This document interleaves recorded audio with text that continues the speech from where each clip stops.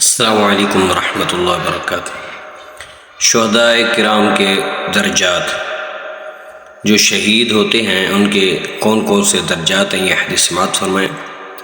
سمعت عمر بن الخطاب رضی اللہ تعالی عنہ یقول سمعت رسول اللہ صلی اللہ علیہ وآلہ وسلم یقول الشہداء اربعۃ رجل مؤمن جید الایمان لقی العدو فصدق اللہ حتی قتل۔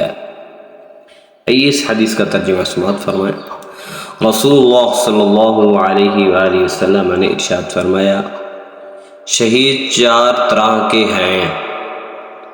پہلا نمبر 1، اچھے ایمان والا مومن جو دشمن سے مقابلہ کرے اور اللہ تعالیٰ سے کیے گئے وعدے یعنی جہاد کو سچ کر دکھائے یہاں تک کہ شہید ہو جائے۔ قیامت کے دن لوگ اس کی طرف دیکھیں گے۔ دوسرا، اچھے ایمان والا مومن جو دشمن کا مقابلہ کرے لیکن اچانک تیر لگنے کی وجہ سے شہید ہو جائے۔ تیسرا، وہ مومن جو نیک عمل کے ساتھ برا عمل بھی کرے لیکن جب دشمن سے مقابلہ کرے تو اللہ تعالیٰ سے کیے گئے وعدہ یعنی جہاد کو سچ کر دکھائے، اللہ کی رضا کے لیے وہ لڑتا رہے یہاں تک کہ شہید ہو جائے۔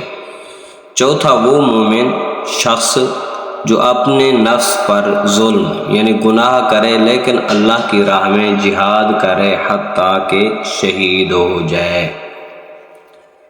یہ ہیں جی شہداء کے درجات۔